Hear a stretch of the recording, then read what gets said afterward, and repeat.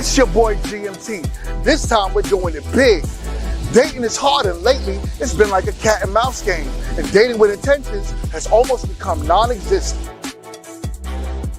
Here's where we come in. Hi, I'm Dion. The dating scene has become dry and swiping left has become irritating. Are you ready to find the love of your life? Welcome to Meet to Marry.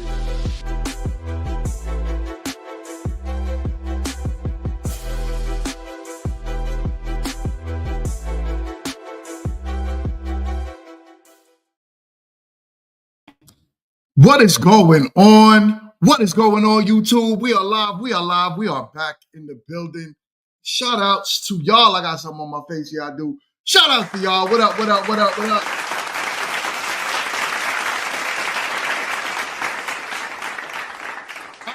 All right. Today, I got a really, really good show for y'all.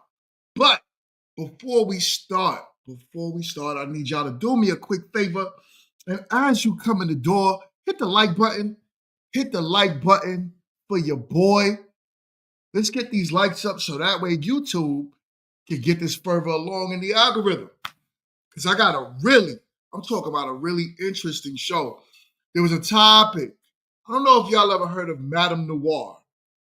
Man, I try my best to sometimes say, like, all right, I don't want to touch too much topics when it pertains to, women. I like to try to stay more on the relationship dynamics. But there was an interesting conversation we had last week, Tuesday. And Kid, I really hope you're watching, Kid. Because, was it Tuesday or Sunday? I can't remember. But we talked about role models, right? And we talked about, how the older people are such a bad influence on the younger people. And what I'm going to show y'all today hits that nail right on the head. What I'm going to show you is going to show y'all why there's so much of us single, why we're not in relationships, and why we probably won't ever get into relationships. Because if you have a set of people, right, because it's not every woman, I'm not saying that at all. But if you have a select group of women that's telling other women to be as promiscuous as you can, and y'all know what I'm talking about. I'm talking about a 304 phase. If you got a bunch of women telling other women, listen, you need to have a 304 phase in your lifetime. Like, it's something that's vital and important for women to do. Don't get into a relationship without having a whole phase before that. I'm sorry, YouTube.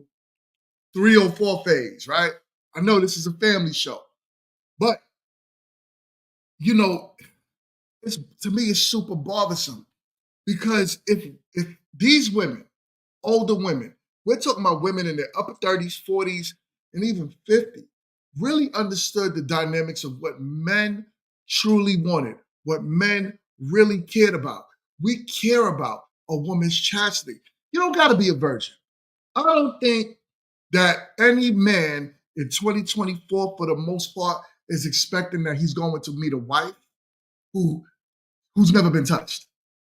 I don't think there is any man that's going to sit here and say, that's my expectations and I'm real about it. And I won't settle down unless I have it. In other cases, that'll be what?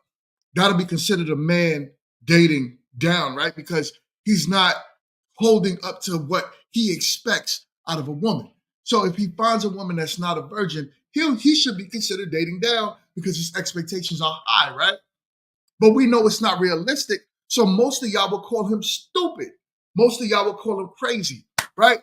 So this is why I really want to touch on this topic.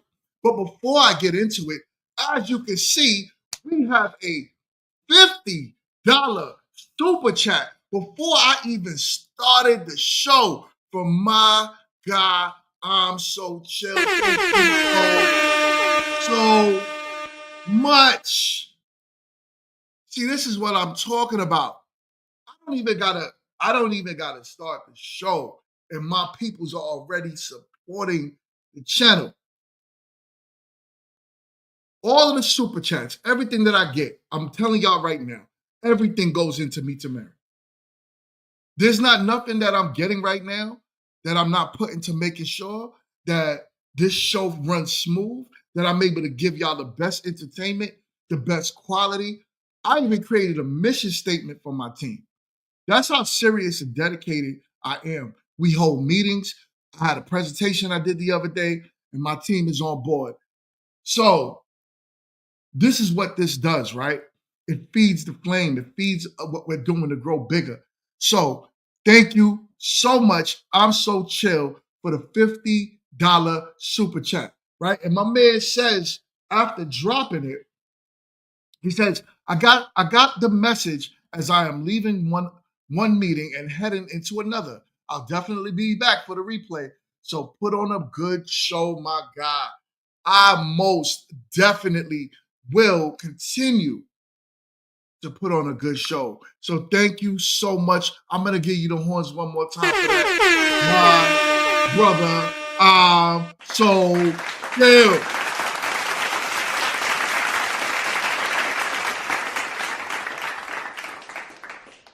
Nah, D, I see D. D wants to see Chill today. Chill ain't gonna be in the comments. So he at work right now. So, it's gonna be me free. It's gonna be me up here flying in the air on my Emirates Airways as I usually do. So this is gonna be a good show. I'm excited. I'm excited about it, and I'm looking forward to it. And I also want to thank everybody that's currently watching the show. Thank you so much for being here. I know the greater majority of y'all are at work right now. I'm the only one that seems to be off of work on Fridays. So that's why I have this show at this specific time. But I wanted to thank y'all so much for joining the show today. Also, do me a favor and stay active in the comments section. I would greatly appreciate it as my man Jay Mills is in the building. Shout outs to you. Listen, all right, Jay, I'm going to put it out there real quick. Just a heads up. I was having some issues, right, with Meet to Marry, where we shot the last time. All I did was call my boy, and we just had a quick conversation. Me and Jay, we just had a quick conversation about, just regular stuff. And my man said, he could tell, like, yo, what's going on? So I told him, I'm like, yo, listen, I'm having an issue with the location. Within 10 minutes, I got a phone call back from Jay saying, yo, you have another location. I secured you another location. What realer peoples could you get out of that? Thank you, man.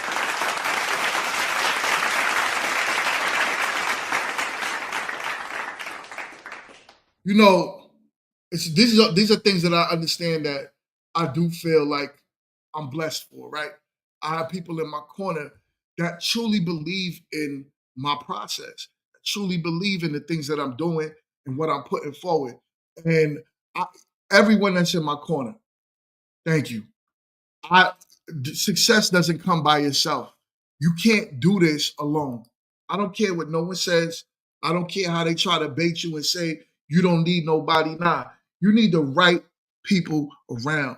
So shout outs to you. Also, my man Adrian is in the building. Shout outs to yo. Much respect, much love, man. It's good as usual seeing you over here, man. And like I said before, we really got to get together soon. I know the holidays are coming. I won't have a Sunday episode on the 29th because that's my next shooting date for the second half of the first season of Meet to Marry. So I won't have an episode that day. But I will be back on Tuesday. The holidays is here. So Adrian, if you are coming to Charlotte to see the kids, please make sure you link up with your boy. Let's get together. But with all of that being said, hold on. We have $100 super chat for my God Blockchain. Shout out to you. Blockchain with the $100 super chat. He says, shout out to the GOAT. GMT, much love, much respect. Yo, y'all killing it. Y'all killing it, man. Yo, y'all are the reason for the success of this channel and why it's going to continue to grow. And even when Meet to Mary drops, the reason why it's going to grow and the reason why it's going to be a hit, I'm talking about a hit on YouTube, it's y'all. It's things like this, right? Oh, where's that? It's things like this. The super chats. My super chats don't really come in small. It's averaging $20 or more. When Blockchain and Mine had a battle the other day, and they was going in dropping $400 super chats. Insane. Shout outs to you, my guy. Much respect as usual. Also, shout out to all of my channel members. What I'm going to start doing, like I said, me and Kit was kind of working on what we're going to do to add behind the scenes stuff for my channel members.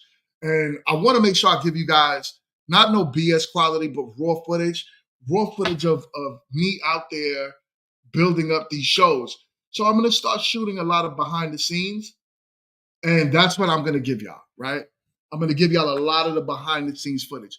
But before I move on, my guy just donated and gifted, I should say, 20 memberships to different folks in the chat. Shout outs to you, because here's what's happening. Hold on, let me give you the horns, man.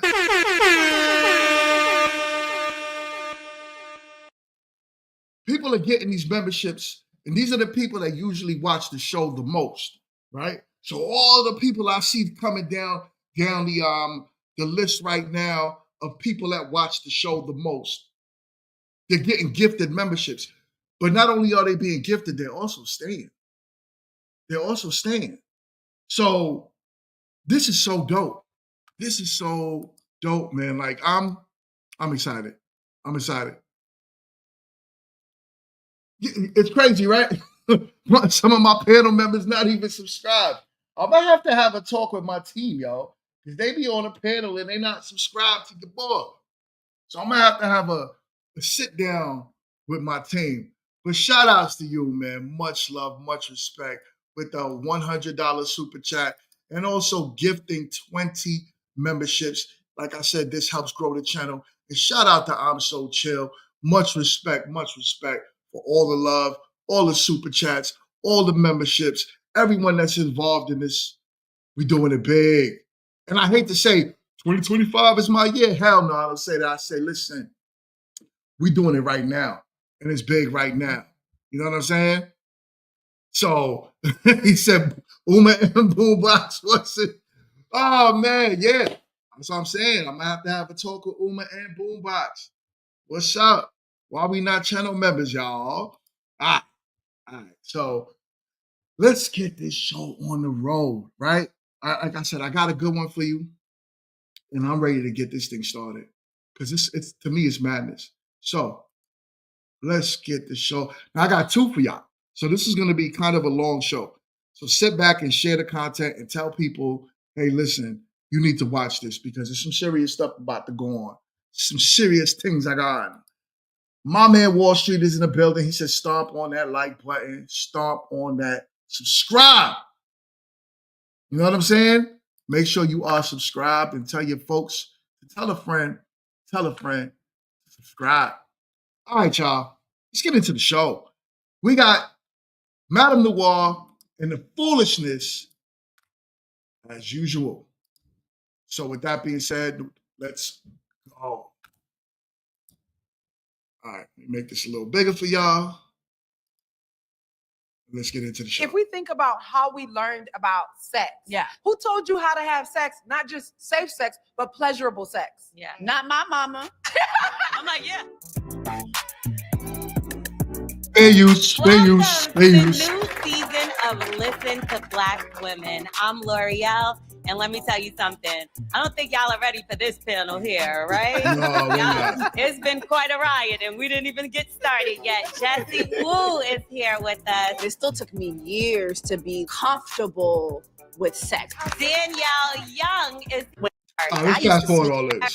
when you saw the character that you were like, okay, I can relate to this. No, I was very much like, one, I love that it's good writing. When they were asking, hold on, let me rewind that real quick. I want to make sure y'all got it. There, and you play Ty, who is very into her sexuality, right? And she's free. Is this something that when you saw the character that you were like, okay, I can relate to this? No, I was very much like, hold on, we got a girl in the building. Shout out to you.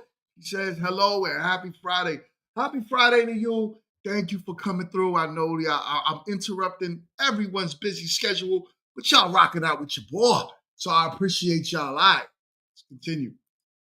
One, I love that it's good writing. When they were asking, like, how comfortable do you feel like with your nipples out, or how comfortable you feel? And I'm like, I got this body once. I'm gonna be 25 once. If there's any time I'm gonna have these titties out, it's now. You know what I mean? But for me, I think the biggest part was to try to showcase as much as I had power over real queer sex. Like, I love making love to women. I love when women feel pleasure. You know what I mean? It was also important for me to show that femininity in the sexuality as well, and that versatility, because I'm verse. But we're more hesitant. So I get this, right? Homegirl is an actress.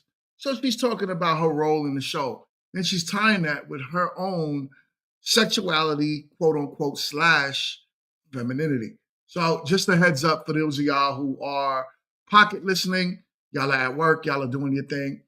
Just want to give y'all a heads up about what's going on. Into showing more of ourselves because we are judged, especially Black women. Because if we see Taylor Swift sleeping with this man and next week she got another man and singing about another man, I ain't never really hear her being called a hoe like Lori Harvey gets called a hoe. Right. Yeah. Who I only might have seen. We don't even know she's sleeping with some of these men. Right. We don't know what any of these people are. Right. But it's very sad that it has to always come to the point. Be our own. Yeah, you gotta hide. You gotta change that. Yeah. Also, though, I think white women just get this privilege that Black women or Hispanic women, other women just will never have. White women are revered. Like, there's a whole culture around protecting the white woman. So many Black women have died. Okay. And black men have died behind the sexuality of a white woman and the protection of, you know, the sexuality of. So what is she talking? Listen, white women get called 304s. We're going to just stick with that word, right? They get called 304s all the time. All the time. Ain't nothing new about it. There was a whole girls going wild thing before Black women started twerking on every table that there was. And they were known as 304s. I'm old enough to remember that. I ain't that old, y'all. I'm still young, right? But I'm old enough to remember girls going wild. And now there's barely any sisters in there. It's a whole bunch of white women. And they was dancing on tables, taking their tops off, go hitting Mardi Gras. They were known to do that. And yeah, men went to sexually exploit them. Can I say that on YouTube? I don't know. But anyways, men went to go sexualize them. And that's what it was. And it was part of that culture. And everyone knew that it was part of that culture. So for sisters to kind of act like being called this is specifically towards them, no, it's that you guys are over sexualizing yourselves. This is a show that I'm playing for y'all right now. And as I continue to play it, you guys will have a rude awakening on how can you look at yourself and be upset that people are over sexualizing you when you are on television or a show that could potentially hit millions, talking about what you do in the bedroom with multiple men.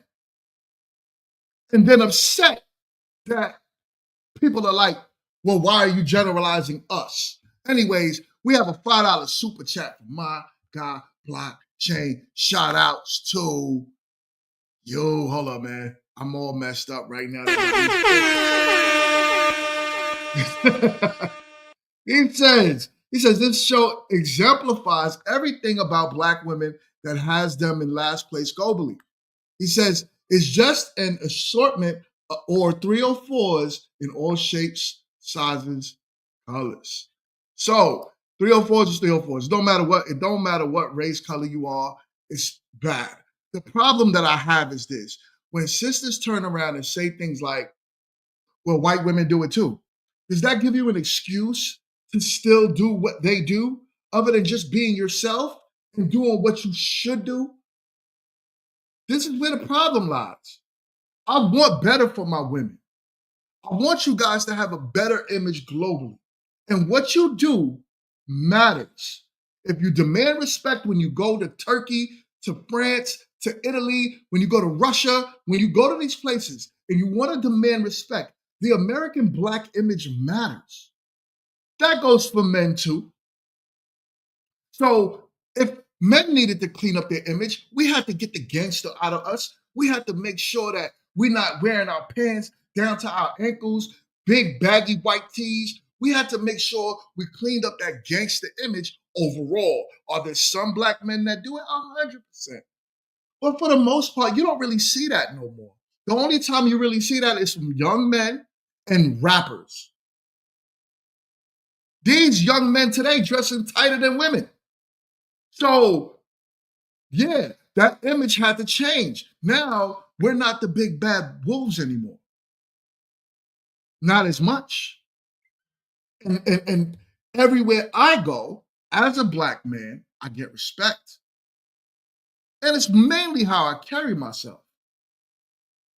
Even when a Jay-Z song comes on that I like, I'm not sitting there throwing up gun signs and, you know what I'm saying, acting like I'm ready to pop the club up. You know what I'm saying, right? I don't do that. I don't do that because my image matters. And this is what we're saying, sisters. Let's clean this up, but let's continue. Video. Of that white woman. And now they all look like light-skinned black women to me. They all I can't tell. Yeah. Taylor Swift is the last white woman alive. She's very vanilla. She's the only one I know. She's the only one. The rest of them, I'm like, That's a plain vanilla. I said Keisha. Oh no, that's Sally. That's Sally. Sorry, girl. Yo, blockchain. Now, Jesse, you came up with a term. Zozo? Yeah. Oh, Zozo. Tell me what Zozo, with the Zozo. Yo, you stupid. Penis. Professor, what up? It's a penis, but we say it in Creole. Okay. Like when I first started making content, I did talk a lot about like sex. But when I would talk about it, I would talk about either like past experiences or experiences from friends. And even then it was seen as, oh my God, like, why are you talking about this? I'm like, we're all getting angry. And so, yeah, in my culture, it was really horrible to say it. Like, it was horrible, like as a Haitian girl, to acknowledge that you have had sex. I started having sex at 19 and I didn't tell my mom, like, she kept talking to me like I was a virgin. Mm-hmm. And then I was like, you know, Mom, I had sex. What? I come from a very religious background. Right. And so I remember like I fell into a deep depression and I went into a revival my friend was having at a Jamaican church. I'm like, you know, I'm going to hell. I'm dying. It's over for me. Damn. And he came to me and he said, Miss, God is telling me to tell you to forgive yourself. He's already forgiven you. I adopted a new outlook on it, but it still took me years. So God has absolutely nothing to do with your heathen behaviors. This is what I'm saying. I think people misconstrue the Bible. But if you understand the Bible, you would understand that the words are very strict. It is almost one of the most like direct things that you could read. Literally one of the most direct things you could read. And there's no cut corners. But what people tend to do, and as I always say, right, they tend to say, well, this part of the Bible, I don't want it to relate to me because of the way it makes me feel. So I'm going to throw away everything else. But this makes me feel good. So I'm going to take that and apply that. So thou can't judge me. Wherever that is in the Bible. So now, this is what they run with. Because there's nowhere in the Bible that says thou can't judge, right? I'm sure God understands that you're going to have an opinion on someone else. And if they're moving right, you should be able to tell them, you're moving right or you're moving wrong. So that was culture, right? So culture was something that, that culture was something that kept modesty. Other cultures still have that, even Black cultures, right? If you still go to Africa and different places, there's different parts of Africa, right? Different countries in Africa that still hold true to a strong culture. Most of y'all think that most Africans are like Nigerians. That's not true. Nigerians have been westernized for a very long time. But the majority of other countries in Africa still holds true to a culture. And when you look at that, right, it tells these women how to move. It tells men what you need to do in order to get my daughter. And the standards you have to meet to the father. You got vetted out by a village. Who's vetting y'all men out? So then now you got this whole living free sexual experience. Now, guess what's running rampant? Every known disease that's out there, y'all just passing it along like it's Skittles. Shout out to my guy Blockchain. What up, man? With the $5 super chat. He is in the building. Shout out to you.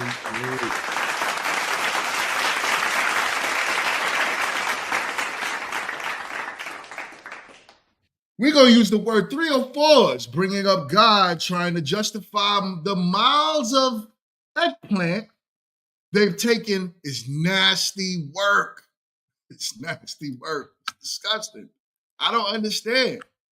But let's continue with the video. Years to be like comfortable with sex. I think that, like, especially with your Haitian background, I have a Southern American background, and it has a lot of shame attached to sex, especially for women. And growing up in my household, there was 3 of us sisters and 3 brothers.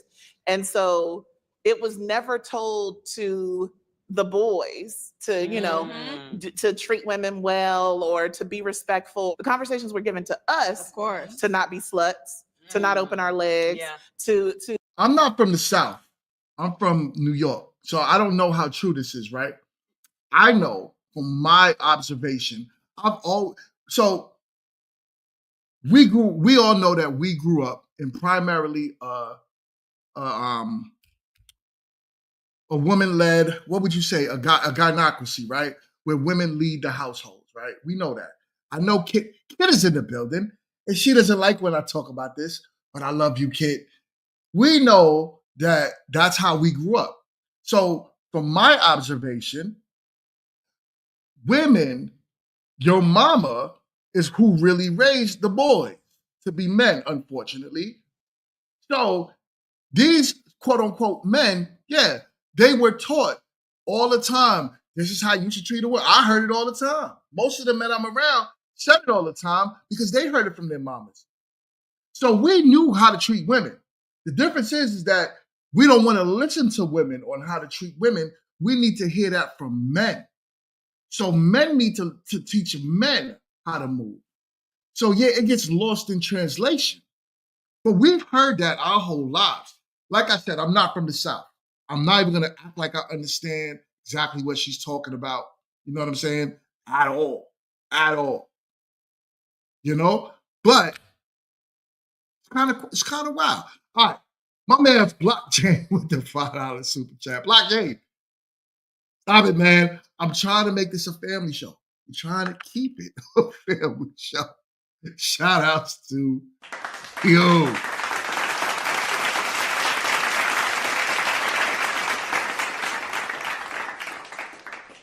He says Clayface has no business on that chair, let alone this panel. He said the pressure those shit legs is under has got to be illegal. Yo, Blockchain. Blockchain. Jesus Christ. All right, let me get this off the screen. Let's keep going. To basically to not have sex at all. Yeah. So similar to y'all, I didn't start having sex until I was 20. And I basically wanted to do so because I felt, I didn't feel pretty. I wanted to be wanted. And so I started having sex as a hoe.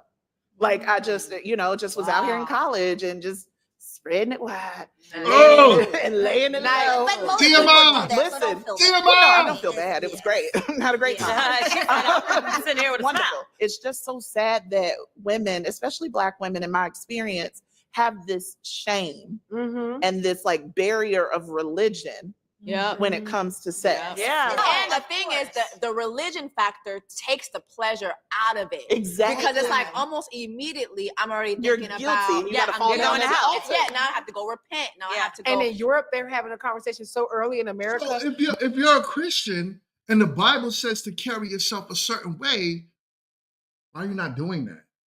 Why are you not doing that? Why? It makes absolutely no sense. So you feel bad because your religion is telling you how to live, but you so have this urge to live against it, right? To fight against the grain, that you feel bad that you now have to conform to the Bible. Then you are not a true Christian. I totally agree with this one. No one should be a Christian. I don't really think, honestly, kid, I don't think anyone is really a Christian. I think I would give it a high percentage of 95% of the people that say that they're Christians are not truly Christians. They just say it because it makes them feel good. And when the way talking about the Bible, going to church on a Sunday, if you're, all those other religions, or a Saturday, if you're a Seventh-day Adventist, I think it makes you feel good, right? Because you can't immediately walk out of church and go live the life you want when God has clear instructions in the Bible of exactly how to live. I don't understand it. But who am I? I'm just a guy on YouTube. Most people have their first time in places like cars, whereas in Europe, most of the time it's in your house, and your mom is like, here's the protection. In America, if you like somebody has a condom, right, when you're younger, it's like, ew, why do you have a condom? Are you having sex? Yeah. But in Europe, it's like, why don't you? Like You need Yeah. to, and so the culture is just different. True. The way we talk about it is surrounded in so much shame that we grow up being like, and it's not till we get in our 30s when we're like, actually, I gotta figure out what the fuck this is. Can I add And one what I last like. thing too? Have y'all moms ever talked to y'all pleasurefully about sex? Oh, Like, Yo, hold on. Yo, blockchain with the $20 super chat. Shout outs to Blockchain says, the crazy thing is a 304's final form is a religious woman. That's when it's time to settle down. That's usually when it's like, all right, y'all, I found the Lord. I found Jesus Christ. And I'm going to settle down. I need a man that's a protector and a provider, and he must walk the walk of Christianity. He must understand and believe in Christ. He must be baptized. He must have never sinned in his life. Oh, yeah. He better not have no kids. And if he does, his baby moms better conform to me. This is wild. Wow. Leave the good book alone. Leave the good book alone. You know what I'm saying? So let's continue. I realized, I remember one time my mom was like, when you get married, you can live with your husband. We I can all agree live with together," this. 'cause, like, in Haiti, I it's so wholeheartedly communal. agree with this. You live on top of each other. And I was like, no, like, what about when we have sex and I'm screaming? Oh, well. And she's like, why are you screaming during sex? right. Right. And I'm like, because I'm coming. Yeah. Oh, you And said she's that to your mom? Yes. Oh, And now I it's still like, wouldn't say that to I my mom, realized but- that coming was not a priority for my mother. Yes. And my Yes. mother had 4 kids. And No. they came once. And they came No. once. But Let's talk about that. Now, listen, I'm not going to act like I understand the female anatomy at all, right? When it comes down to how important, being sexual beings are to y'all, right? But, all right, how do I put this? Femininity, or a soft woman, right? A woman that understands you know, and I'm not even going to use the old school terms. I'm going to just say, because I'm trying to be politically correct, y'all. So if it takes me a while to get this out, pardon me. Pardon me. But I'm really trying to be politically correct on this one. All right. All right. Sex. You think about sex, right? A female orgasm. What does it have to do with the natural order of life? Meaning that, does it help life continue? What does it do to, as far as a procreative thing? I think women of the past never really prioritized sex because they knew that the main purpose of sex, yes, they wanted to feel good as well. I don't know. This is my assumption. They wanted it to feel good as well. But the one of the biggest reasons and purposes for them doing it was because they knew that to get the man off could allow them to have a child. So essentially, if a woman had sex to where she had to orgasm, it did absolutely nothing for the purpose of moving forward with a family. It's just solely for her feelings. But when a man orgasms, trying to keep it politically correct, y'all, it had way more to do with what's next. What's next? So this is why a Haitian mom could have had sex and had four different babies and never orgasmed once. And was living life okay. She probably still with her husband all of these years later, raising all of these children. Husband provides, probably protects, does it all for the family. And her main concern wasn't trying to bust a nut. Now, women are straight leaving and disqualifying men if they can't orgasm.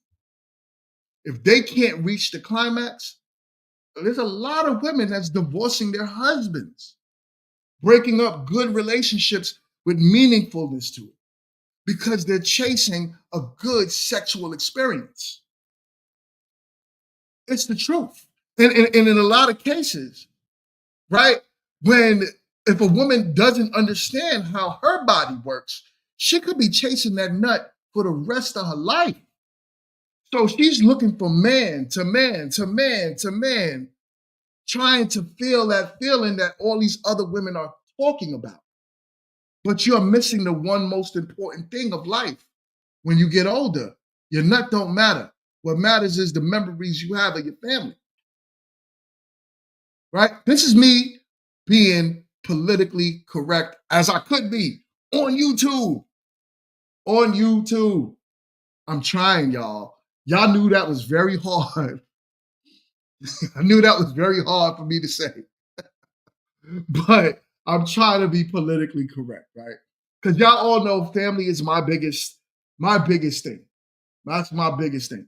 I try my best to, put that out there. My man, she says I'm absolutely correct. Thank you. I appreciate that. And my man Blockchain says, man, he said, I am so glad I don't care about monetization. Yeah. Because if y'all go to Blockchain channel, get ready to, and he might, your Blockchain, all I say is, don't get copyright strikes. Whatever you do. Don't worry, I know you don't got to be monetized. It's cool. It's cool. They can take away your monetization. My man is fully loaded. All right. But whatever you do, don't get your channel taken down. All right. Because people do hit report. So he says, don't worry, Mingo. I will react to this. Monetization. Oh, man. Shout outs to you, my guy. And we have the legacy maker in the building. Candace, what up, what up, what up, what up? She says, sorry, I'm late. Work got a chill hold on me. It got you in the headlock. Shout outs to you, right? And she says, what up, chat? What up, chat? So that's me being politically correct. But let's continue with the video. That makes me think about about you because you have a daughter. Right. So do you talk to? She's not having sex yet, as far as you know. We are very open. And you we talk we talk about everything. I'm the mom that I get to the nitty gritty. Yeah, she ain't having no sex yet. And but was that ever a difficulty for you because you Never. didn't have that, right? Well, You no, said your mother. my grandmother was a minister. 2 aunts are ministers. 3 uncles are ministers. So your house was the church. Yeah. That's why I moved far away from all of them to Los Angeles because I was like, I don't like this. It feels like a cult in a sense. So do I agree that like what Keisha said earlier, right? I do believe that we should talk to our children about sex. Because the problem is that the fact that we don't, you could grow your child up in an overly religious household and the curiosity is out there, right? So if you never told them what it could do, what roads it could lead down, how you might feel satisfied in the moment, but later on when you're over satisfying yourself, how later on you'll be dissatisfied with your choices. How you can be locked in with a man that you never expected to be with. And the same thing for you young boys out there. You'll be locked in with a woman that can make your life a living hell. And there goes accountability, right? We all got to eat that. So when we look at it, we all have to take accountability. Whether you knew it was right or wrong, you still got to take accountability for it. It doesn't matter. Because if you don't hold yourself accountable, the courts will, young men. Just the FYI. Yes, I used to sneak and do a lot of stuff because I didn't feel like I could talk to my mom. Yeah, I can see that. Yeah. So therefore, my daughter, like anything she wants to do, I'm like, come to me first, talk to me. Anything, I will not judge you. It's an open door for you. The crazy thing is, I had a young mom, and I was always like, la la la la la la la. She was trying to. She was talking about, oh my God, she was always. And my mom worked at the bar. Oh, she was a hot girl. And so my sisters and my cousins was all and stuff like that. I was like, I'm not gonna have sex until I'm married. I'm not. I put that on myself. I'm like, moms are supposed to be in the house cooking and doing. She was outside. My mom was on cops twice. This bitch was outside. Okay. No, she wasn't on cops twice. Not on cops twice. Let's toast the milk here. Right, How do you toast? You see, this is what. I'm so happy you're here. I am so happy you are here. Because this is look at this. These women are no older from 35 to 45. And all of these women are praising this woman saying that her mom's was on cops twice. Her mom's being outside. Her mom's being a 304. How on God's green earth can you teach the younger women when the vast majority of these are successful Black women? This is what they're teaching them. They're telling them it's okay. They're telling them to have a 304 phase. Help me understand this. It's wow. Yes. And she has, in 2019, she passed away, right? But before she did, I feel like we were mending or getting closer to each other. Right. But I love that woman because I feel like I am as bold as I am. Hit the like button. Because of her. Hit the like button. Hit that like button. And I feel so accepting of people because of that. But it all makes sense though. Even like when I think about myself, my mother's an ordained minister. So when I sit here and listen to what everybody's saying, we all have that common ground where church was in our household. So maybe that's where our shame towards each other Sure. starts coming out. Like you can't shame people out of being sexual. Right. Like that's just not, it's not gonna work. Do you think it's necessary to have a whole phase throughout your life? Yes. within your life? Yes. You do? I agree on that. I had been with this guy for 5 years, so I didn't really. I would love to hear from Keisha on this. Keisha, if you're free, please let me know. You don't even have to join the camera. You could, if you don't mind coming up here for 5 minutes, literally 5 minutes, and let's talk about what they're saying about how they feel it's important. You see, that words matter. And she said it's important for women to have a 304 phase. Oh, you're at work.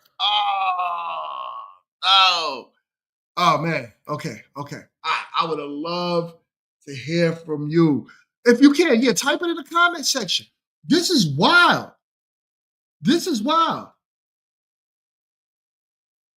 This is the part that I wanted to talk about because this is the encouragement that our older women are telling women. This is not the first time I heard this. I'm sorry. And already thousands of women have watched this episode. Thousands. And this is not the first time I heard this. The importance for women to be able to objectify themselves in order for what? For what? Yo, kid, something wrong with you. Something's wrong with you. They say 304. I say self-exploration. No, it's not self-exploration. It's not. It's 304. They're being 304s. And they think that this is okay to have a phase for women to do this. But let's go. I wasn't really having sex with a lot of people. And so for one summer, I said, I'm going to do whatever I feel in the moment that I feel it. There was this time where I was at this bar having this meeting with this girl, and this bartender was just giving me the eyes and just kept giving me these blueberry mojitos or something. And it was the bar was kind of empty. So I was like, I'm going to go use the bathroom. And I'm like, there's no toilet paper in the bathroom. There was. So I was like, there's no toilet paper in the bathroom. And so he's like, oh, okay, I got you. And so This is a good story, y'all. And so, he come to get me the toilet paper, and we end up in the freezer. In the freezer. I'll cheers to that. Oh, I guess I never had a whole page then because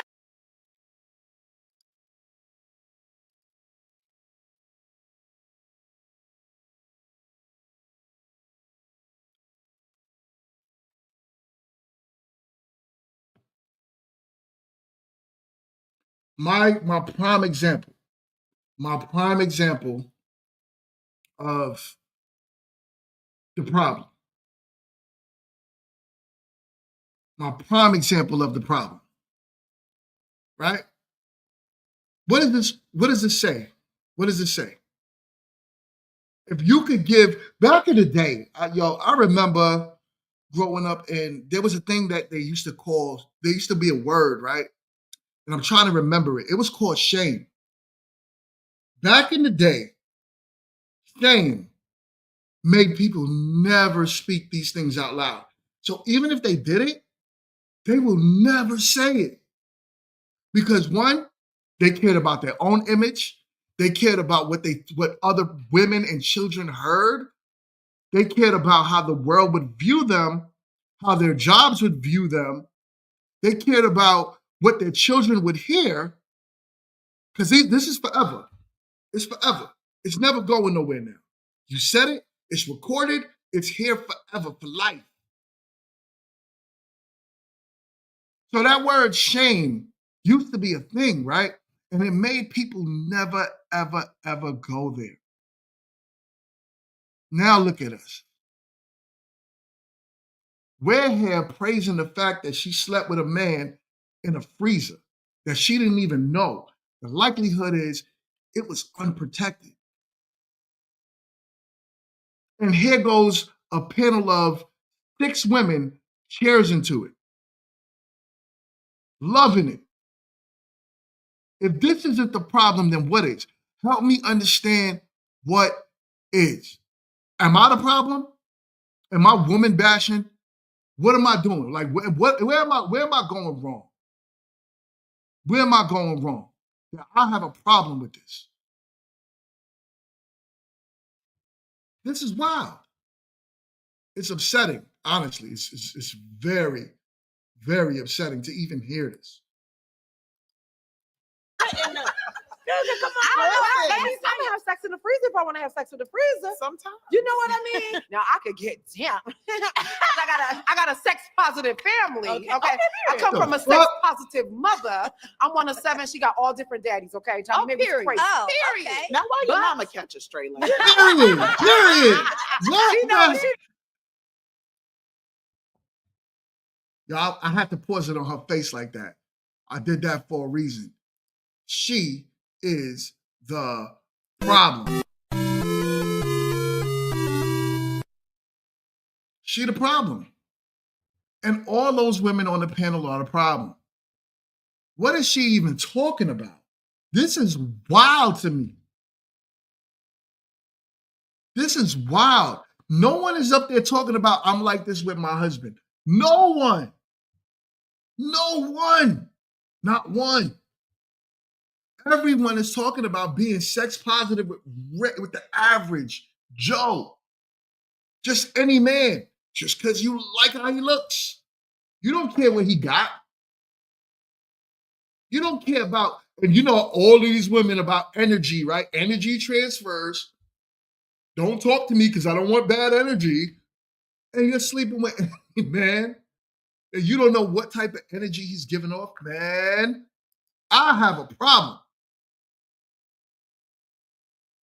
I have a problem. Kid, stop it, kid.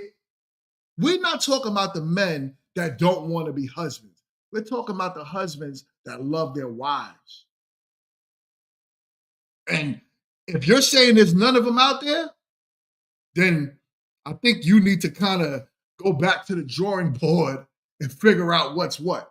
Because there's good men out there, just like there's good women out there. It's these women are the problem, not all women. These women. Because they're a lot louder than the women that don't think like this. Unfortunately. How many women do you see get up on these shows, on these panels today, and they be like, I just love my husband. I love my husband so much, and he takes good care of me, and he's a provider, he's a protector, and he does it all.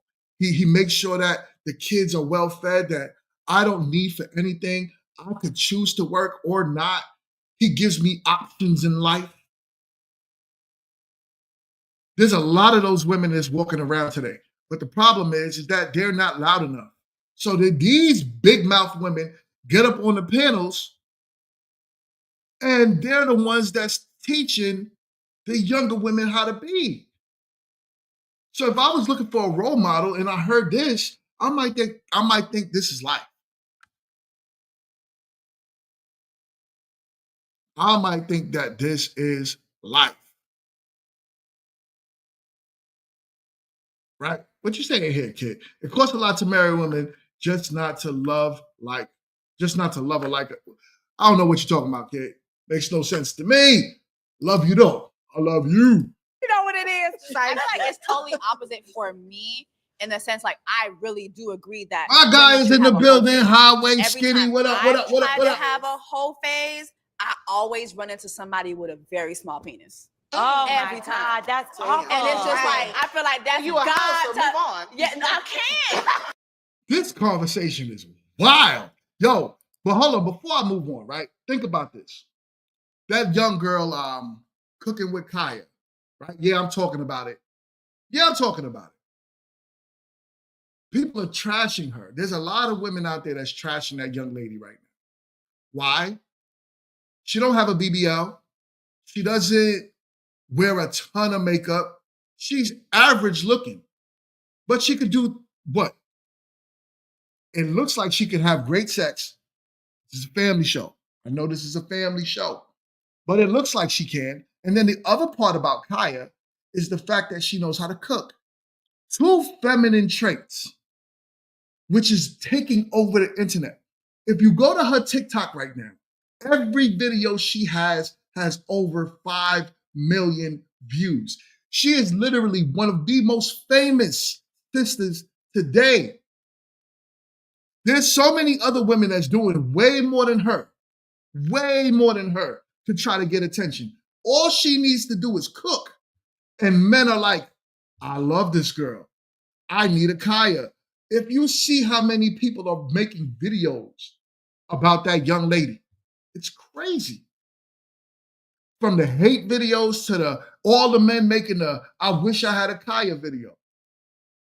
So this goes to show you that you don't got to be over exaggerated for men to like you, for men to love you. She's getting more attention than women with BBLs that can't cook.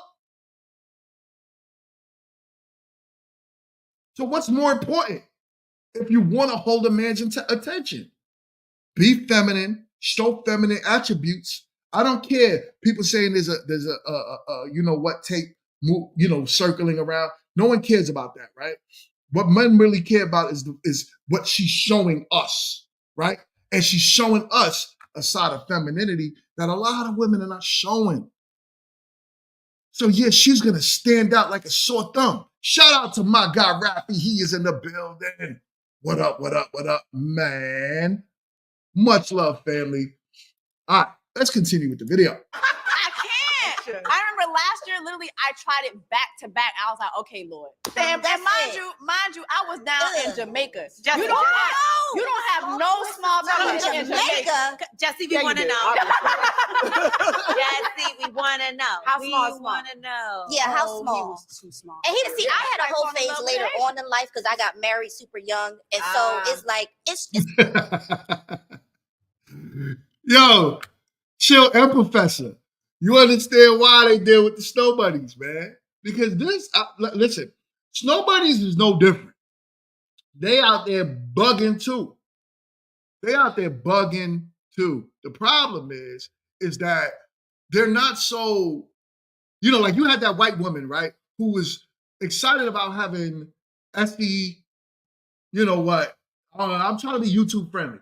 The white woman that was proud to have sex with over 100 men in a day, who is now aiming to have sex with over 1,000 men in a day. That's her goal. That's her goal. Says, yeah. That's what I should say. Right? Her new goal is that. So they do it too. The problem is you know, but he said you right, but they STFU about it. Yeah. For the most part, they're not gonna be on panels like this, you know, where they're talking like that. And even if they are, right, they don't matter. What matters is that we shouldn't be doing it. And we shouldn't use it as an excuse as white women do it too. We shouldn't. That should never be an excuse. I should never say, you know, well, black men, you know, delete other black men. And me using that as an excuse, like, well, white men do it too, so we should do it as well. That's stupid. I don't care what anybody else does. I know what I'm not supposed to do. This is crazy. Let's continue with the video. it's kind of hard to hoe at 40. You know what I mean? Like it's a little harder to hoe. I know a lot of hoes. Come All the hoes is 40 and over. It's just harder. Like the pickings is slimmer. You know. But I want to hear about your whole face. I'm in the middle of it. Yeah. Oh! Make some nuts. Ah! Oh my God.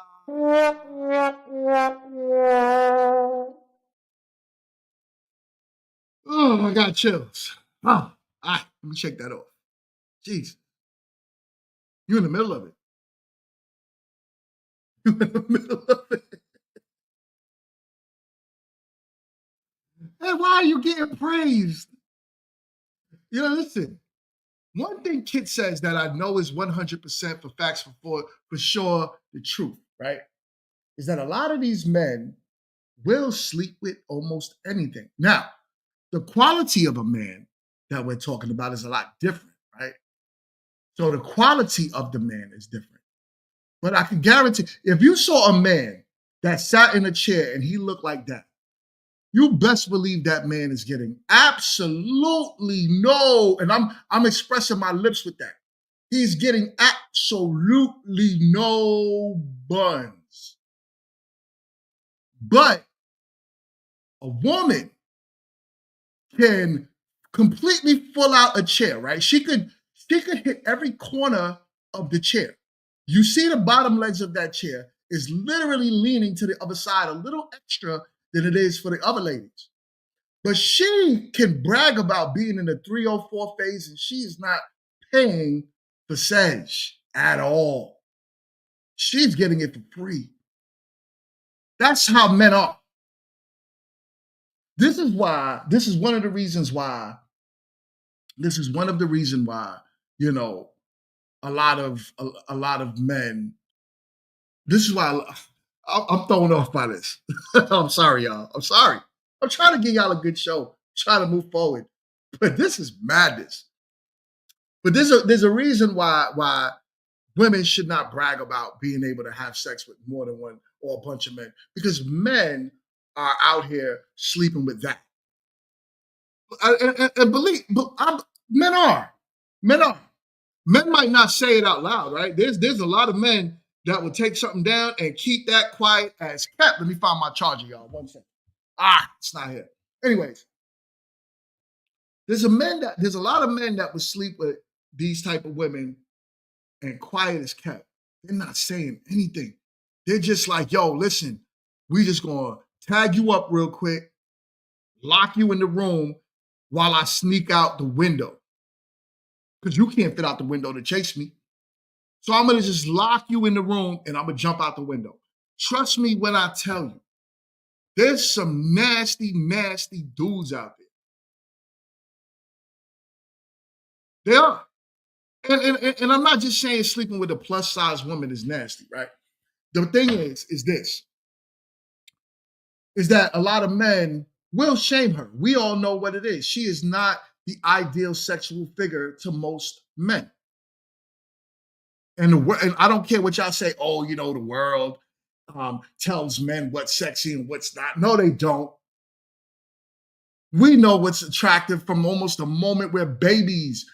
You come out and have wet dreams when you're a child. You know what you're attracted to. Every little girl, when I was a little boy, when I was like freaking 5 years old, I'm like, oh, she's so cute. Oh my God, Mom, what's happening? Oh my God, I don't know. I feel something, Mom. I feel something. It's growing, Mom. Listen, boys know what we're attracted to very early on in the game. And it's not the world telling us, oh, you need to look like a supermodel, because supermodels don't be getting burned like that. The average woman gets more burned than them supermodels. Trust me when I tell you.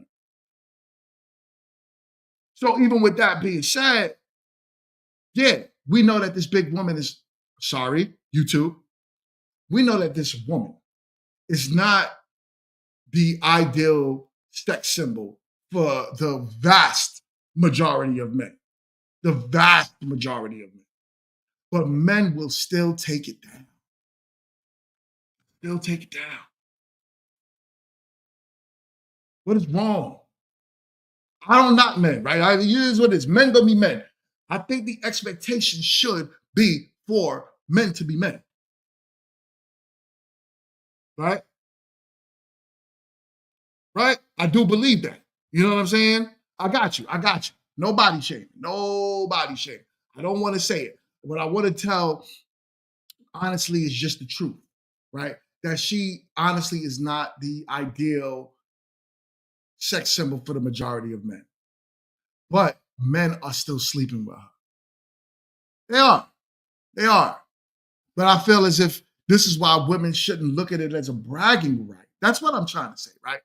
Women shouldn't look at it as a bragging right that you're able to get men to lay down with you. Because a lot of men, if a woman, no matter how she looks, she could be skinny with a toe apart face. Men, if she has something, let's be politically correct, y'all. If she has something in between her legs, you know what I'm saying? Men will lay down with her. Doesn't matter. Men don't care. I've seen it. So this is why this is a problem. So for them praising her as, yeah, girl, you in your whole phase, we need to stop. All right. I don't want to get pissed off today. So I'm gonna just play the rest of the video. We gotta support our sister. Listen, Come on now. We gotta support our I sister. love a good hoe phase. I'm a believer of after breakup hoe phase. Nice. Yeah, especially that. That was my last one before this one. Which was really great. A Jamaica hoe phase, which was great. I booked a solo trip, but at one point I had gone and got a massage, and I came back to the bar, and then I turn around and there's this like Winston from the house. Winston. Like muscular, chocolate, white teeth, everything was working, and I wasted literally no time from the time that we met. It was until the time I was walking with him back to my room. It was maybe 15 minutes. You see? Wow. I love That to that. me is hoe. That's it, y'all. Right there. That's what I'm talking about. Hold on. I'm making myself bigger. I'm getting hot. Jesus Christ. But that's it right there. She only knew the man for 15 bumbleclot minutes. 15 minutes. And you went from the rooter to the tutor in 15 minutes. And then all of these other women are praising her, right? So, kid, this is what we was talking about the other day when I was like, yo, but what if it's the teacher? What if it's the teacher? What if it's not the students? What if the students aren't the problem? If I'm a teacher, right? If I put a young man under my wing or a young woman under my wing and I say, listen, I'm going to teach you how to do YouTube. I'm going to teach you how to get 40,000 subscribers in a year. But you have to follow exactly what I do. They sign up for my class, and then I start showing them how to do reactions. Because those of y'all that don't know, I started this YouTube channel off of doing reactions. If you do reactions, that will blow your channel up very fast. The only problem with doing reactions is that when you stop doing reactions and you want to venture off into something else, it's a slow burn on YouTube because the majority of your, yes, I'm giving the whole spiel. The majority of the audience that came here to watch you do reactions don't care about you doing live streams now. So you tend to see a big reduction in views. It's okay though, because it will get back up, right? But let's say they chose to come under my tutelage and I'm teaching them, but I start showing them little shortcuts that I didn't do. Then they don't have success at their goal. Who's to blame? The student or me? It's obviously me. I have to take accountability for not showing the students exactly what I did for success. Here's another problem. These women are not successful at what they're trying to teach younger women how to do, which is be wives, mothers, right? They're saying, because listen to what they're saying. They're not saying be sexually liberated your whole life. What they're trying to say is be sexually liberated in a phase, then come out of the phase and then find a husband. But what if the reality was that that's not how men work? What if they found out that men do things different? That the way men work is we care about our woman's image more than we care about her finances, her degrees, where she works at, what she does for a living. We care more about how you treat us, your femininity. We care that if I put $5 on the table, you can make it 100. If I put a seed into you, you can give me a child. If I give you a house, you can make it feel like a home. What if the world really told you that? Would you believe that? But these women are not telling you that. They're telling you it's vital, it's important for you to have a 304 phase. And this is the problem. All right, y'all. All right. Enough of this. I'm ready to move on to the next video. I have one from, it looks like a fairly new channel. shout out to the content creator. Her name is Dr. Daff, the Dr. Daff Show, right? Let me share this for y'all. I like her content. This was actually my very first time watching it, and I really enjoyed it. The concept, the conversation was feminine versus feminist women, the bridge, right?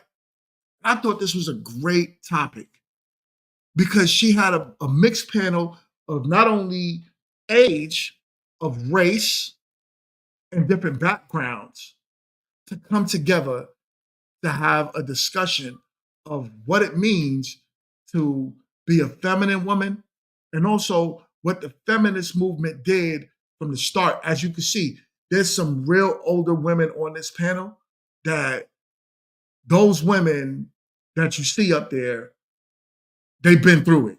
They actually was the leaders of some of the feminist movements, right? They was the ones who helped get it going, I should say. You know what I'm saying? So as it kept pushing forward and different phases started to come through, those women were younger women and they joined that movement. So with that being said, without further ado, let's get into the show. To start us off today, our first prompt is, I agree with traditional gender roles.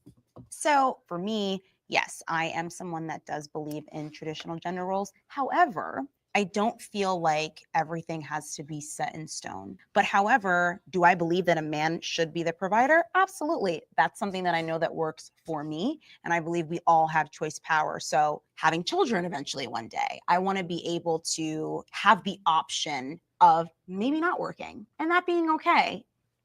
Thank you. You know, we're two genders. But I think in the past, that demarcation line between people fulfilling roles, I think that's gotten blurred. And it's been to our advantage as women. Shout out to Maggie, the substitute teacher. I love her content. If y'all don't know who Maggie, the substitute teacher is, do me a favor. And once you get off of the stream, do me a favor and go over there and please subscribe. When I tell you she has some really, really good content on femininity coaching, femininity classes. She talks to men about what it is to be masculine and what women look for in a masculine man, because she's married and she has one. Shout out to Maggie, the substitute teacher. And also shout out to the content creator as well. Fair use, by the way, fair use. All right. Because by having that very strong delineation between this is what a man does and this is what a woman does, we have surrendered a lot of power. That's Maggie with women. the yellow. So I think it's important that we take that power back. I love if her, that man. means that we have to function in the world taking on somewhat of a man's role, then we do it. And we have done it. And I think by doing that, we have empowered ourselves. And because of that, we are better role models for our daughters and for young women. So I'm going to just speak on that real quick. And I have to stop and play this because I don't want to get a copyright strike, right? So there's going to be a lot of commentary in the middle of this. So, all right. What the young sister was mentioning, right? What the young, can't cut it out. What the young sister was mentioning was that she wants to have options. She wants to be able to work or not. She wants the feeling of being protected by a masculine man and having choice for her family on what she wants to do with her life, which is completely fine if you ask me. That's what a woman is supposed to feel.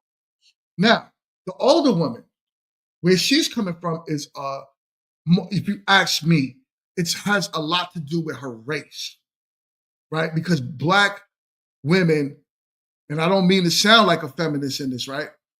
Or a feminist, I should say. But Black women wasn't really afforded the right to experience what she just said. Black women had to fight they had to fight right next to us in order to get certain rights.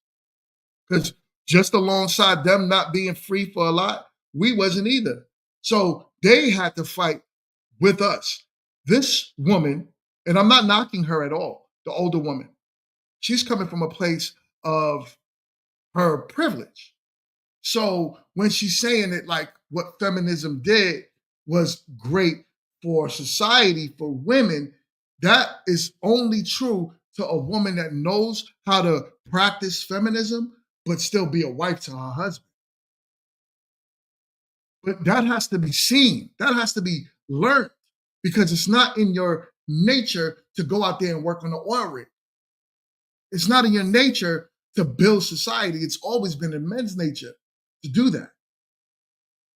Right? To go and work with heavy machinery, to see all this marvelous buildings you see in these major cities, to see all these roads being built. So she's speaking from a place of privilege. But let's continue. What do you mean when you say power? Power is, in other words, we're not subservient. We, have our own earning power. We have our place in the world. We're making a contribution. We're not just being the nurturing person that sits at home raising children. We're doing much more than that. Options and equality. That's power. I was interested to hear you talk about going back to traditional roles. I don't know which tradition you want to go back to, but I come from the women's movement from the 70s. And of course, that's almost the second iteration. The women's movement started in 1848. And we're talking about a period of time where women's lives were totally, you couldn't inherit the money. You meant that if you didn't get married, you were an old maid, and there weren't any other options. So when you go back to tradition, I don't know how far back you're going, but I do know that if we keep the roles the way that they had been in the past, there's been a lot of abuse for women. The women from the 1970s, they looked very militant. And I understand that young women of today find those kinds of feminists off-putting because they feel that they have somehow buried what they feel is their gentler nature. There's a kind of rebellion about it now. And I respect that and I understand where it's coming from. But we, as the old feminist, the old women's movement, set the stage so that you now have the choices. And when you say you want to go back to traditional roles, I don't think you mean to go back to the time when women had no choices. So let me stop it there. There's always a balance, right? So I definitely get what she was saying, right? Women, I'm a big advocate on women's rights as far as them being able to vote, fair and equal pay, all of that good stuff, right? But there's a balance. There's a balance. I want women to be able to go out there and say, this is what I want to do. But you have to understand now, when you fight to get to the ladder, what they're not teaching you is your actions come with consequences. So if you spend a lot of time chasing a career to be as an equal playing field like what men do, and you don't sleep, you're not prioritizing anything but building your career, then guess what? The likelihood is you would have a very difficult time finding the man that you want. Right? And that's just real. That's just 1000% real. So that's what the older generation is not telling you. They're not saying, yo, I don't want to, work. What women today are saying is, I want the right to choose. So when you hear a lot of women falling back from, oh, I want to work and I want to be strong and independent, a lot of women are pushing back on that now. And the reason why they're pushing back on that is because they realize this shit is hard out here. If you buy a house today at $350,000 and you wait 30 years to pay it off with an interest rate on an FHA loan, you're paying $90,000 for your house by the time it's paid off. You're paying 3 times. So if women buying houses now, they're struggling to take care of them. Women are becoming the top evicted group of people. So yeah, now they're starting to push back on that strong and independent narrative for a reason. Because what these women, the older women, are not saying is that there has to be a balance. They never taught that. where you can work, but you can still go home. And the thing is, they was all into this movement and went right home to their husbands and made them a meal while they was out there marching for the right to do whatever. Let's continue with the video. So, Aisha, what do you mean by going back to traditional gender roles? Certainly, I am not a fan of having zero options, zero choices. Do I think that women should not vote and we should go back? No, I do not support that in any capacity. I support women having, equal rights to pay. I'm for gender equality in terms of women, making as much money as men do. Everyone's household is different. Not everyone even has a man to even rely on. And so, yeah, I think that it's fair to say, yeah, you should be making whatever money you're qualified to be making. So when I speak about traditional gender roles, I'm talking about the knowing of who's playing what role specifically. There's always a masculine and feminine energy. And I would prefer for my man to have that masculine energy. For me, as where it stands, it solely means a man being a provider and being okay with that. I also am in an interesting space myself because I'm very feminine, but I also do work. And so what does that look like? How do I strike the balance? I know that for me, I don't want someone to tell me necessarily, no, you cannot work at all under no circumstances, but I want options. Do you think that there are some women who might?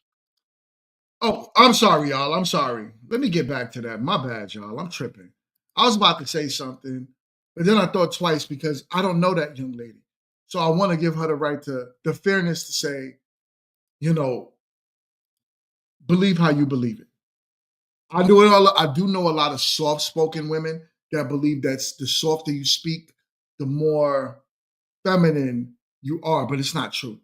There's a sense of sarcasm that comes sometimes with that softness, but I don't know that young lady, so I'm gonna let that one go.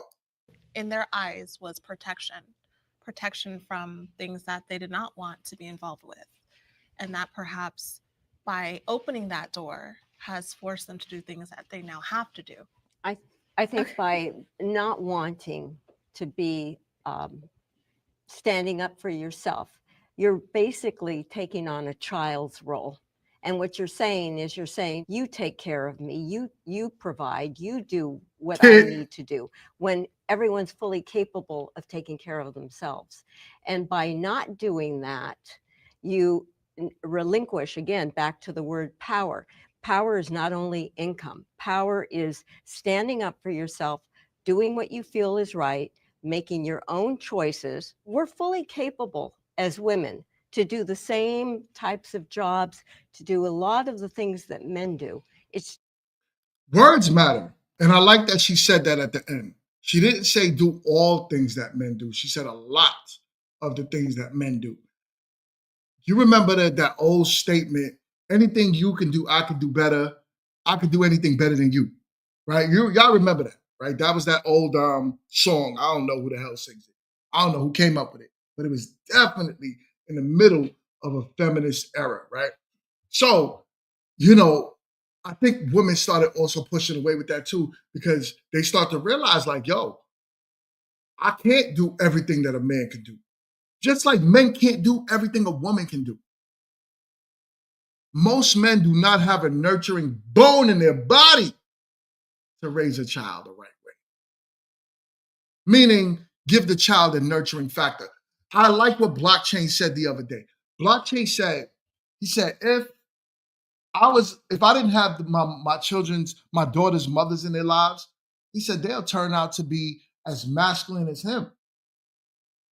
He said it another way, but I'm not going to say it the way he said it.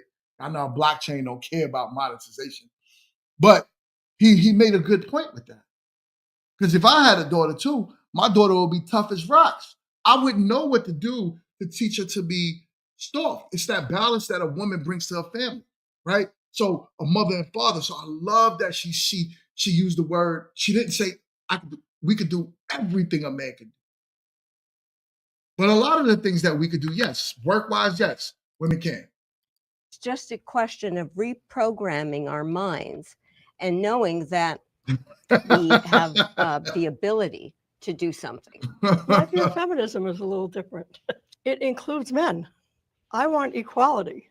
I don't want equality for the women here. I want equality for us. When you say us, you're talking about men and women? Everyone. Everyone. Everyone, of course.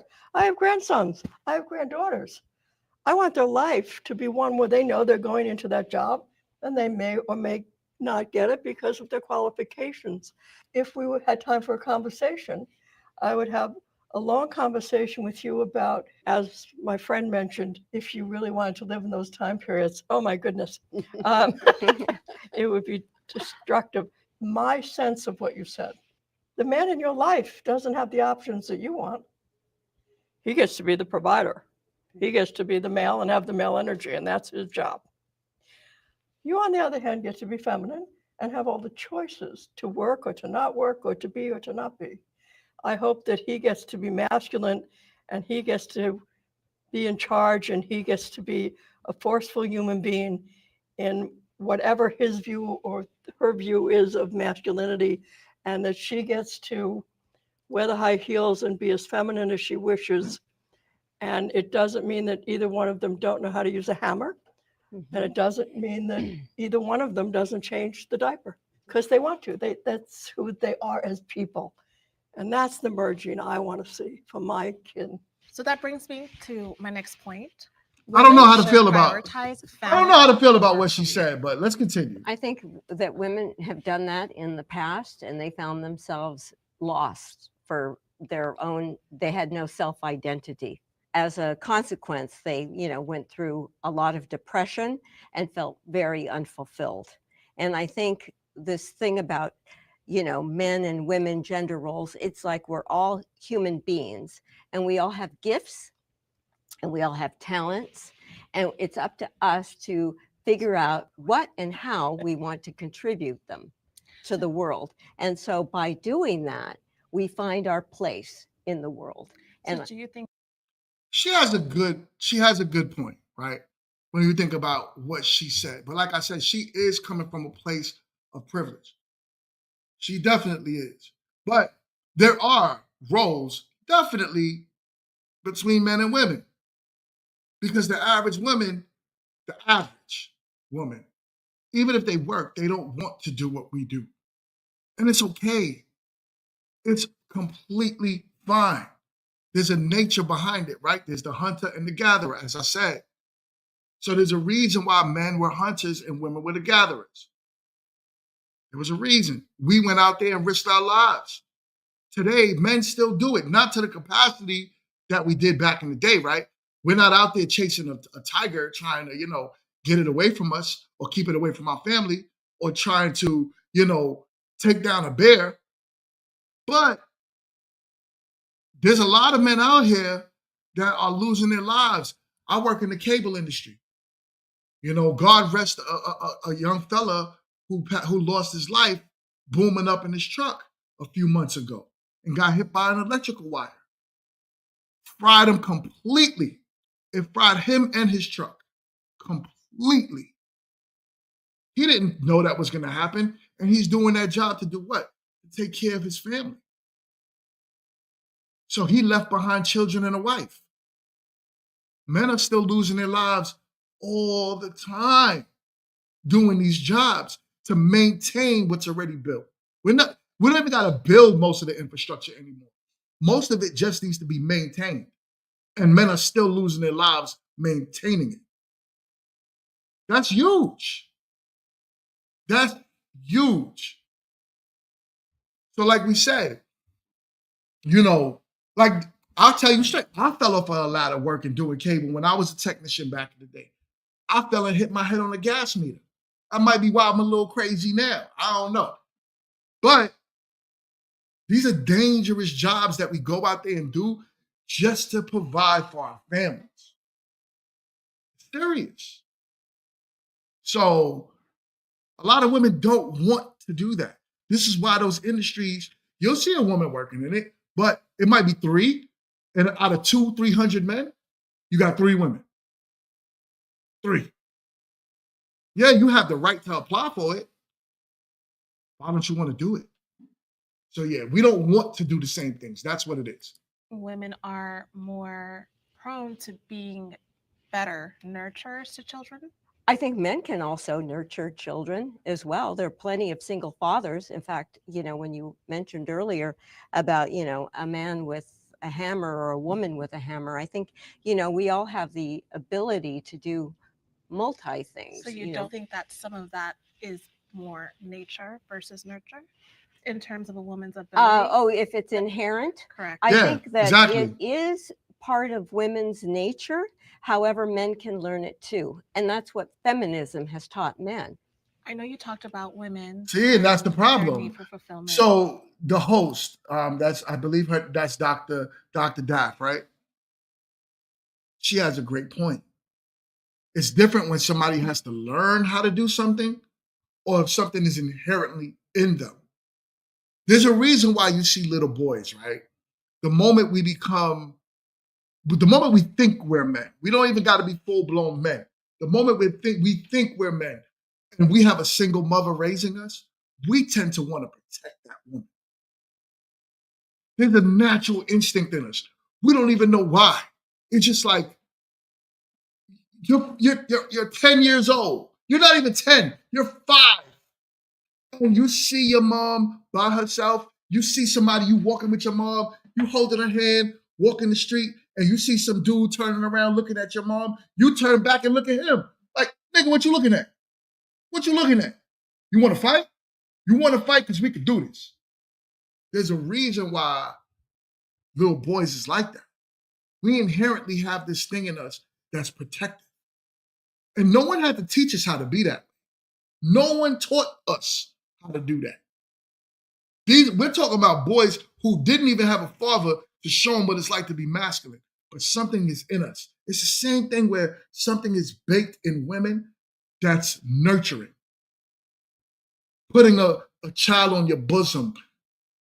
I sound mad old saying that. But, the nurturing aspect of a woman, it's natural. No one got to teach you how to do that. You just do that. So that's what the doctor is saying. But as opposed to the older feminist lady, she's not saying. She's talking like we can just learn it and that's it. Like, no. Mm-hmm. Do you believe that being a mother is fulfilling? I think being an attorney is fulfilling. Being a doctor is fulfilling. Being, a mother could be fulfilling for somebody. Being whatever, whatever you label yourself as is fulfilling. How do the children benefit? Or I think exactly by being a role model and going out. Skinny boy said it right there. Ain't nobody sending their children to a man-led nursery. It's not happening. If I knew there was a bunch of men that was running a daycare, my child is not going there. I'm sorry. Call it what you want. I am not going to put my child in no nursery that has 3 men working in there talking about, yo, just drop your kid off at the front door. I got him from here. Don't worry about it, son. Your kid's in good hands. No. Where the women at? Where the women at? I need women to watch my children. That's it. But let's keep going. Out into the world and then coming home. And when your children then come home and spending your evenings together, I think then they see that they can do something. And you're showing your daughters in particular that they have the ability to also have a career and have a family. When the woman is going out to work and getting the fulfillment she needs, who is taking care of her children? If her husband also wants to go to Check work. this out. People based on their own individual life and their lifestyles, they find alternatives, a nanny, or whether they stay with a grandparent, or whether they're in school and, they've got someone to pick them up, take them to. So, boom. Listen, she is, like I said earlier on, talking from a place of privilege and privilege only. How many sisters out there got nannies that could just watch their children for them? You know how many women I know quit their jobs because they had no one to watch their kids because they had to go to work? You know how many sisters I know didn't have to do that? I know women that got fired. They got released from their jobs because they're like, I don't have childcare. Well, obviously a job is like, that's not my problem. I need somebody to be here when I sign them up to work. So if you work 9 to 5, you need to get up at 5 o'clock and go home. Well, man, my child is having issues in school, right? You think about this. This is what happens when you destroy the family structure. My child is having troubles in school. Now I have to, my child, and also my child has behavioral issues. So then now I got to keep going to my child's school and dealing with the principal, dealing with a fight, dealing with him or her acting unruly in class. Every minute I got to take off. Who is doing that? So when you break up the household, you take away the man, you got the women, they struggle because it's not as simple as, oh, I just have my grandmother watch them. Most of these women mothers is still in the street. They ain't doing what the daughter's doing. Or if they're not in the street, they at least working a job because they having a hard time living. They're 65, still pushing shopping carts at Walmart because they're trying to still pay a bill. So they don't got time to be sitting there watching no grandkids. They're not doing it. So these women are left with their children alone. So when a woman speaks like this, she's purely talking from a place of privilege where you can cough up enough money to pay all of your bills and a nanny and a cook, right? Because remember, not all nannies cook. That's an extra charge. Not all nannies put your children to bed. That's an extra charge. There's a lot when you deal with having children. And I wish the older feminist women will tell the younger ones, the younger women, listen, we messed y'all up. We lied to y'all. We played this very tricky game by telling y'all don't really need men. And what we did to the family structure was destroyed it. But let's continue with the video. Their activities, but what's important there is that they find a way. Families, usually find their own individual ways of handling those types of things. But I think what's most important is that a woman claim her right to also be out in the workforce and that she's doing something that gives her a sense of fulfillment. Not every woman necessarily wants a child. Right. And I know in my own circle of 4 women who are young and are making the decision that is not for them. And it's happening more and more. But I really think that somewhere children's rights should be considered. So it takes Where your edibles at, kid? and there should be a commitment about bringing that child, and it should come from both of them. And there is probably a biological part where, since a woman carries the child, she's probably more attached to the child when they're born. But after 2 or 3 years, sometimes it's the father that's and I know situations like that. They've stepped into the parenting role and the mother has moved back. So that's because it's fluid today. I mean, in my generation, that would probably have been unheard of. But since we're giving people these choices, I think that it's very difficult to generalize like that. And every individual, including men, have a right. Yeah, you're right. That's Maggie. Men, the provider. That's Maggie. That's Maggie. And wait till she speaks. You know Maggie. You know how Maggie give it up, Highway. Maggie is the best. But let's go. Provider role is to put a yoke on them. It's a lot of responsibility. Yeah. And I know men who've held down jobs that they're miserable in because they're supporting a mortgage and a wife and, Yo, Kenny, you something else, and man. That also is as unfair as keeping a woman home without having any kind of expression about who she is. So one, just feminine, masculine energy to me is much different than rights. I'm blessed to grow up in a situation where I now have those rights because of the efforts that women before me made. Right. So now when it comes to the prioritization Duke is great as well. Career, that is the key. We have choice. We have choices. I think what a lot of women have to go deeper into is both are going to have pros and cons. And it comes with self-awareness of who you are, what's ultimately going to fulfill you. You can have it all, but not all at once. So if you're going to pursue a career, then it may not come with the relationship with your kids. So I think ultimately women just have to understand, what am I okay with and what's going to fulfill me, because we have the beauty of so many choices. In this world and what we see today, do you believe that women should prioritize their family over their careers? I can't say should, because that's their journey to walk. I don't think that it's. I totally agree with that. What she just said, I totally agree with that. I don't say a woman should prioritize her family over her career. What I say is it's up to her. But also, with that being said, is when you turn 35, 40, 45, 50, don't complain. Don't say, where are the men? Don't say, I never had a fair chance at being in a relationship. The grass is always greener on the other side. So you could do whatever you want to do. You are right. She's 1000% right. If you choose to prioritize your family, your career, the outcomes and the fruits will bear from that. That's just how it works.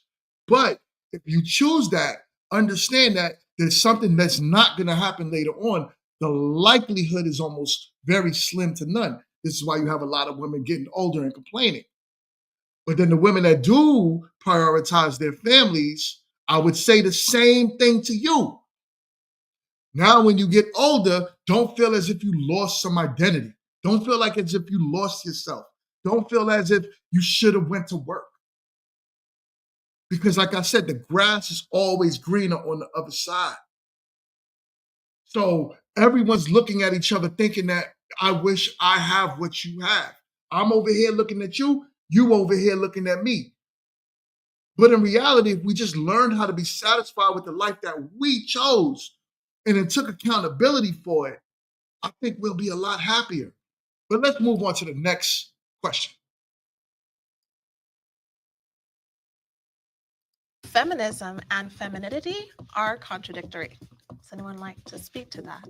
I think this is a different time. I think that when we started out looking at the difference in roles, we didn't see them so much as contradictory. But I think that what has happened, 50 years hence, is that the feminist movement has somehow, the women's movement became kind of villainized because they looked as if they were denying their femininity.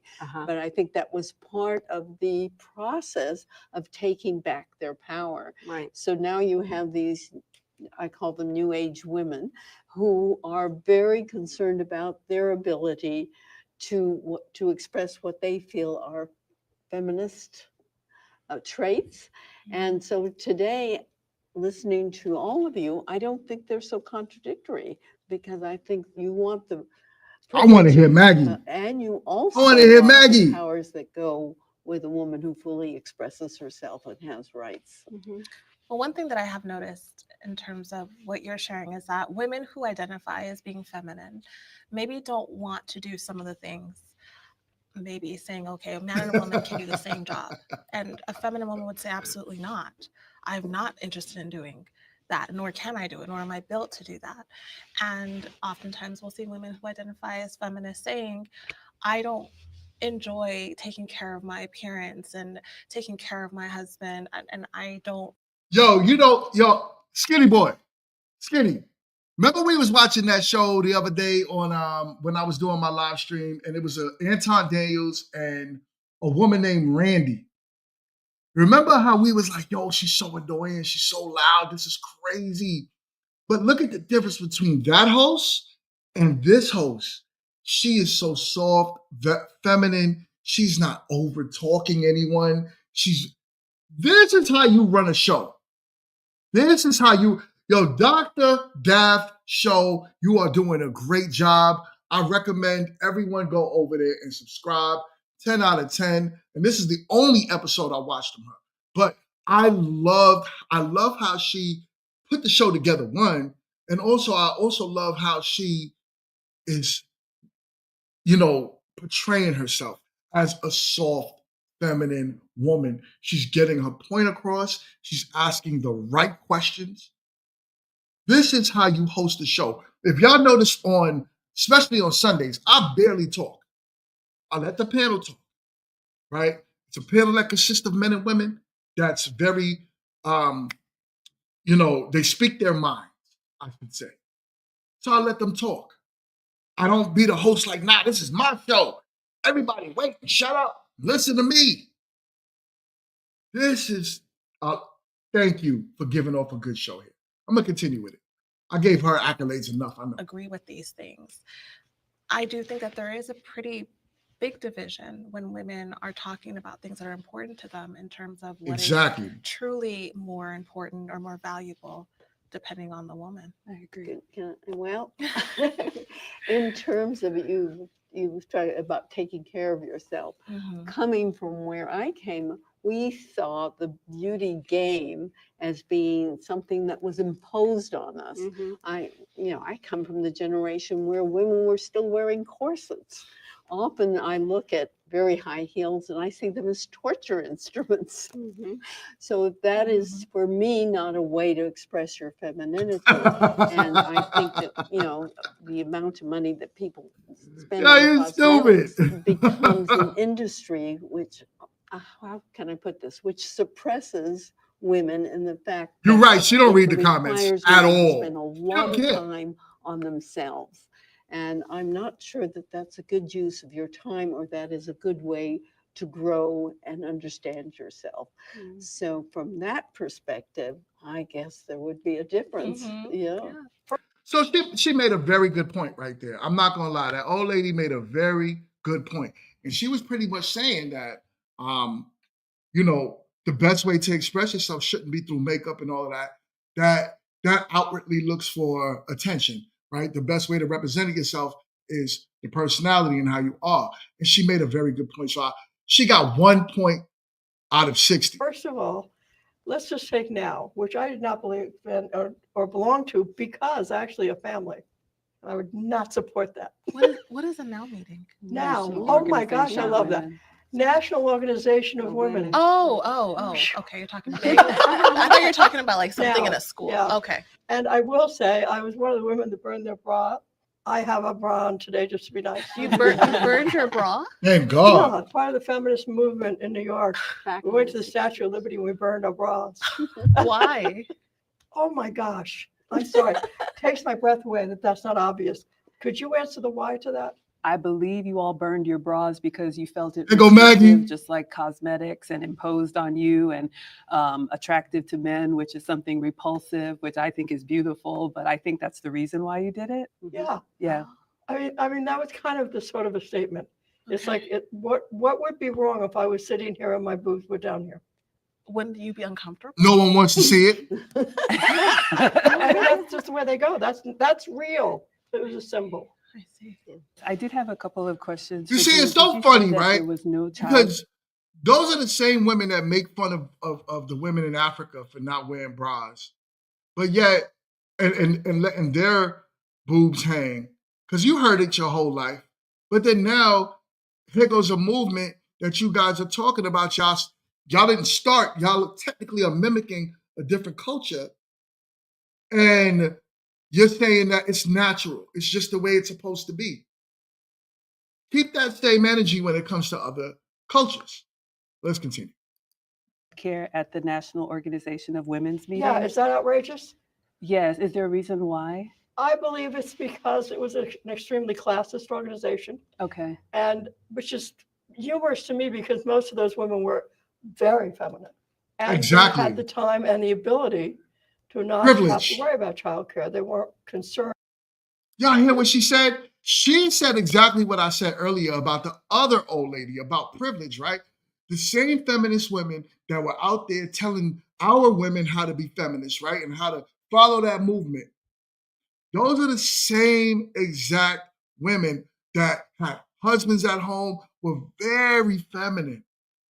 Very feminine. But then they sat there and told y'all that you don't need a man in your household, that you can be better by yourself. So she knows her bra burned itself. She knows the truth. She knows exactly what the feminist movement did to women, especially our women. With the lower class, they were concerned with the upper class.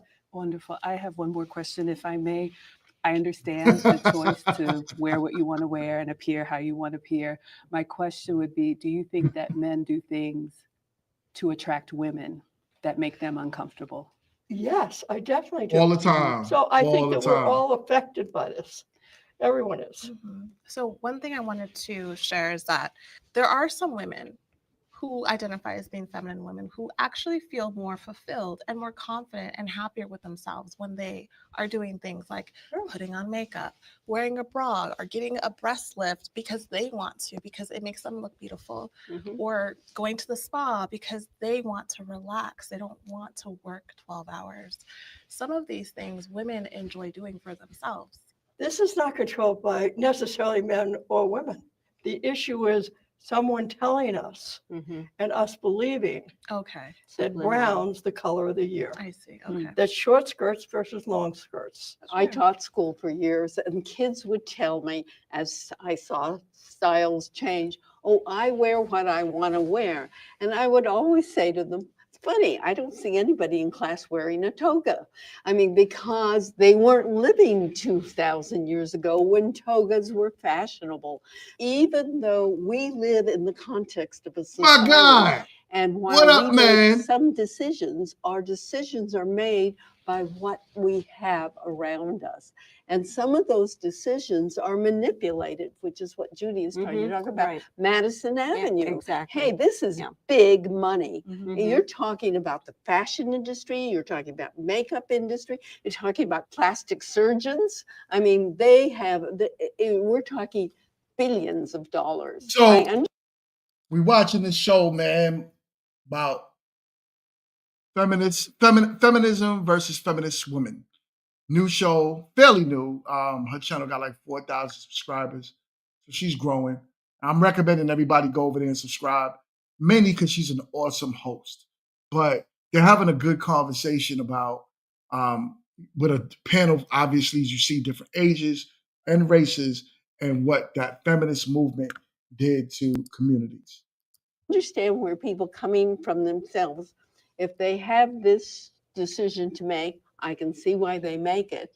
But I think that they really need to understand that they're living in a context, and it's in that context that you make your life.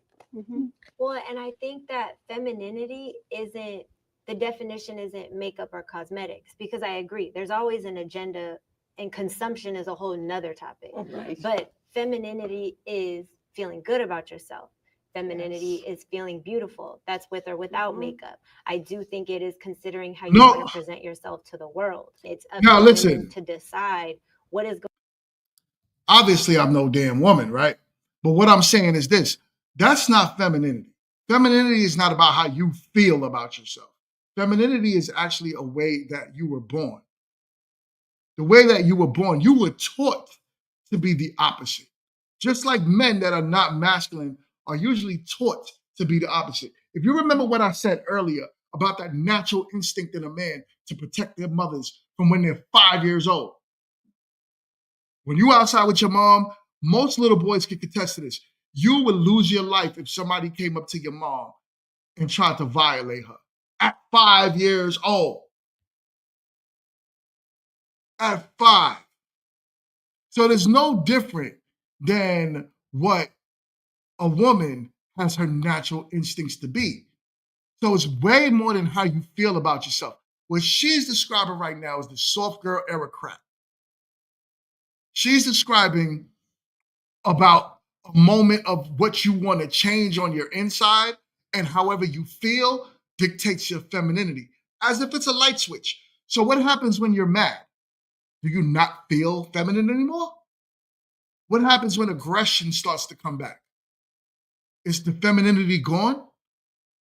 No, it should always be there. It should be there. Just like my masculinity should always be there, no matter what mood I'm in. So it's not about how you feel, it's who you are. I could be wrong. Like I said, I'm just a black dude on YouTube. going to ultimately make you feel confident. And I do also believe a lot of women hide behind all those things. That's why plastic surgery is a $1 billion business, because you're not okay with ultimately who you are and you want to change certain things. But if those things didn't exist, you wouldn't be able to change them. So I think no matter what, you have to accept yourself. But as a woman, if doing your hair makes you feel good and puts that smile on your face, then you do that.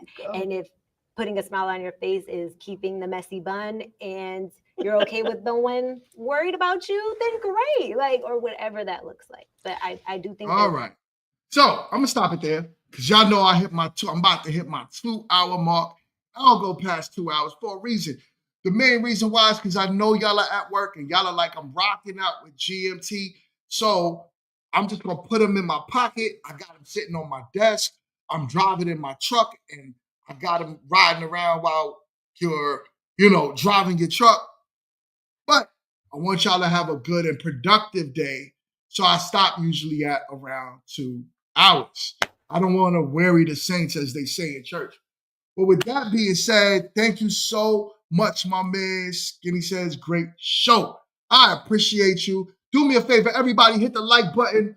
Hit the like button, please. Thank you so much. Thank you so much for joining your boy again. Stay tuned, be prepared for our Sunday show. Then Tuesday, Christmas Eve, we got another one for y'all. We got a load. I'm gonna have all the ladies dress up festive on the panel. And we're gonna have a good show. So with that being said, stay tuned and y'all be safe out there. Much love, much respect, and thank you so much for the super chats. Thank you for joining again. I will see y'all, good people, on the next one. Peace.